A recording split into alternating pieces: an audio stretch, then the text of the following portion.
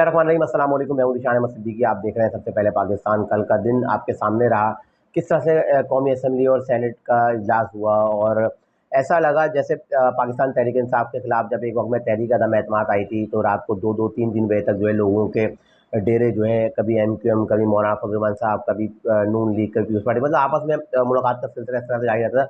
तो अब यही सिलसिला जब आईनी तरमीम होनी है, 26वीं आईनी तरमीम, तो यही सिलसिला इस वक्त देखने में आया कि मौलाना फजलुर रहमान साहब इस वक्त जो है सबके मंजूर नज़र रहे और उनके घर पर जो है लोगों की आमदोरफ्त रही, हर वक्त रश रहा, DSNG खड़ी रहीं और कल भी ऐसा ही हुआ, क्योंकि कल 100% ये यकीन था कि कल ये आईनी तरमीम हो जाएगी, ये पैकेज जो है कौमी असम्बली में और सेनेट में पेश किया जाएगा और ये बिल जो है पास हो जाएगा। लेकिन मौलाना फजलुर रहमान साहब जाहिर सी बात है, एक वीर सियासतदान है, एक अच्छे सियासतदान है, एक अजीम और एक अच्छे सियासतदान है जो इन तमाम चीज़ों को समझते हैं। वो चाहते हैं कि तमाम सियासी जमातों को जो है मौका देना चाहिए।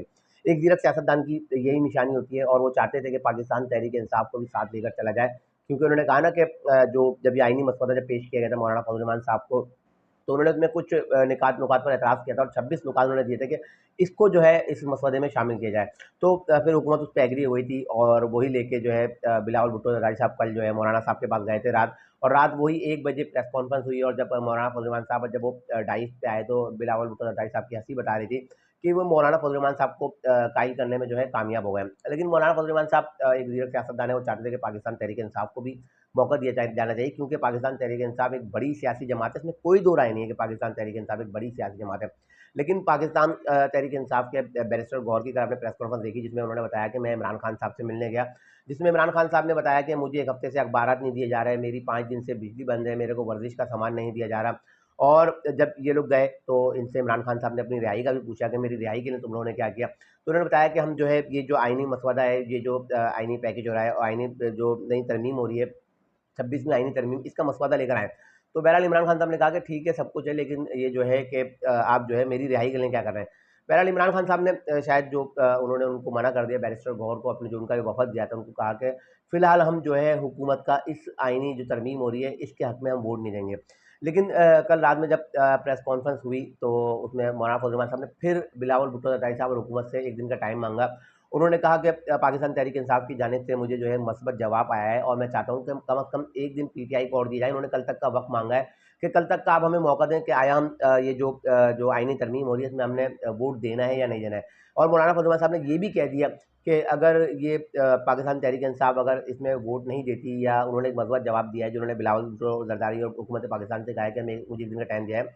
अगर पाकिस्तान तहरीक इंसाफ कल तक अगर मुझे जवाब नहीं देती या वो नहीं आता उनका वफद या मुझसे वो बात नहीं करते, तो हम तो अब जो आईनी तरमीम होने जा रही है इस पे हम जो है वोट देंगे। ना सिर्फ ये बल्कि ये कौमी असम्बली और सेनेट में ये बिल जो पेश करवाया जाएगा वो JUI से ही करवाया जाएगा।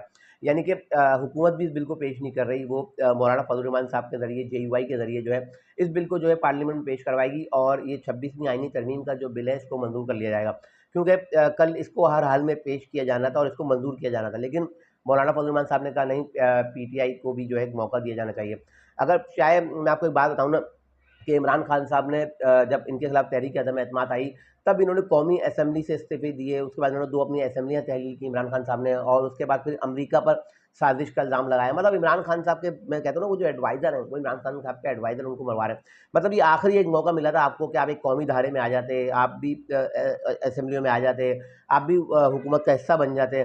तो आप पार्लियामेंट में जितने अच्छे अंदाज में लड़ाई लड़ सकते हैं वो आप सड़कों पे नहीं लड़ सकते। अब देखिए ना, लोग थक गए, अवाम थक गई, लोग थक गए, आपके अपने लोग थक गए। पाकिस्तान तहरीक इंसाफ खुद 3 हिस्सों में डिवाइड है। आपके वज़ीर आला KP के अली अमीन गंडापुर का अलग ग्रुप है, आपके वुकला का अलग ग्रुप है, इमरान खान साहब, मुराद सईद और इनके जो दीगर लोग हमाद अज़हर वगैरह, इनका एक अलग ग्रुप है। 3 ग्रुप बन चुके हैं। तो इससे सिर्फ इंतशार फैल रहा है, लेकिन पाकिस्तान तहरीक इंसाफ को इससे बहुत ज़्यादा नुकसान होने वाला है। मैं आपको बताता चलूँ ना कि आज जो है इसी मौलाना साहब की बात पे जिन्होंने टाइम दिया 1 दिन का, आज सुबह इजलास हो रहा था कौमी असम्बली का, उसको 3 बजे तक के लिए जो है मुलतवी कर दिया। 3 बजे कौमी असम्बली का इजलास होगा, उसमें ये आईनी तरमीम पेश होगी, 26वीं आईनी तरमीम अमूमन मंजूर हो जाएगी। क्यों? आप इससे क्या होगा, अगर इमरान खान साहब एक कौमी धारे में आ जाते हैं, इमरान खान साहब बोलते ठीक है पाकिस्तान तहरीक इंसाफ के लोग भी जो है ये जो आईनी तरमीम हो रही है इसमें वोट दें, तो अब आगे चल के, क्योंकि अब सुप्रीम कोर्ट वाली की मदाखलत वाले मामला तो अब बिल्कुल ख़त्म हो गए हैं, ये मैं आपको बता दूँ कि अब सुप्रीम कोर्ट जो है इसमें मदाखलत करेगी। तो अब सुप्रीम कोर्ट की मदाखलत अब मुझे बिल्कुल ख़त्म हो गई है। अब ये जब आईनी तरमीम हो जाएगी तो इमरान खान साहब के हवाले से जो लोग कह रहे हैं ना कि इमरान खान साहब के लिए कोई साजिश की जा रही है कि उनके जो मामला हैं, उनकी केसेज जो फौजी अदालतों में चलाने के लिए सारा कुछ किया जा रहा है, तो मैं सिर्फ इतना कहूँगा कि इमरान खान साहब को चाहिए कि आज उनके बाद आज का दिन है कि पीटीआई के लोगों को चाहिए कि इस आईनी तरमीम में जो है आप साथ दें और इसको मंजूर करने में साथ दें, ताकि आगे पीटीआई को रिलीफ मिले। पीटीआई एक सियासी जमात है, हम इसको तस्लीम करते हैं, सब तस्लीम करते हैं, लेकिन सियासत सियासत की तरह होती है, सियासत सियासतदानों के साथ होती है। आप पर्दे वाइज नई रियासत थोड़ी बना सकते हैं। आप बोले मैं फौज भी अपनी लाऊंगा, पुलिस भी अपनी लाऊंगा, निज़ाम भी अपना लाऊंगा, सिस्टम भी अपना लाऊंगा, ऐसा तो नामुमकिन है। आपने इसी निज़ाम के साथ चलना है, इसी फौज के साथ चलना है, इसी पुलिस के साथ चलना है, इन्हीं इदारों के साथ चलना है। तो आप सियासत को सियासत की तरह करें, सियासी लोगों के साथ बैठें। आप सियासी लोगों के साथ बैठना भी पसंद नहीं करते। आप जब तक सियासी लोग हैं बैठेंगे नहीं तो आप सियासत कैसे करेंगे? तो बस ये मैं बता दूँ, अगर आज ये आईनी तरमीम हर सूरत मंजूर है, चाहे रात 12 बजे से पहले हो या 12 बजे के बाद हो, लेकिन आज ये आईनी तरमीम और आईनी पैकेज जो 26 में आईनी तरमीम को आज हर हाल में हर सूरत में मंजूर कर लिया जाएगा। मौलाना फजल रहमान साहब भी इस पे वोट देंगे और सेनेट के हवाले से जो बैरिस्टर गौहर है, उन्होंने कहा था ना कि हमारे 2 सेनेटर डॉक्टर ज़रका और सेनेटर डॉक्टर ज़रका और सेनेटर फैसल सलीम, ये 2 लोग जो है हमारे बिक चुके हैं, मतलब उन्होंने खर्चे दार कर दिए। मैं पहले ही तमाम चीज़ें आपको पहले बता चुका था कि अगर मौलाना फजल रहमान साहब साथ नहीं देंगे, तब भी ये हुकूमत जो है 26वीं आईनी तरमीम जो करने जा रही है, जजिस आईनी जो आईनी अदालतों के हवाले से जो काम करने जा रही है, ये आईनी तरमीम हर सूरत जो है मंजूर करवा लेगी। ये थी आज की कुछ इंतहाई अहम खबरें, जिसका इंशाल्लाह मज़ीद खबरों में तेज़ी के साथ फिर हाज़िर होगा। तब तक के लिए इजाज़त दीजिए। अल्लाह हाफ़िज़।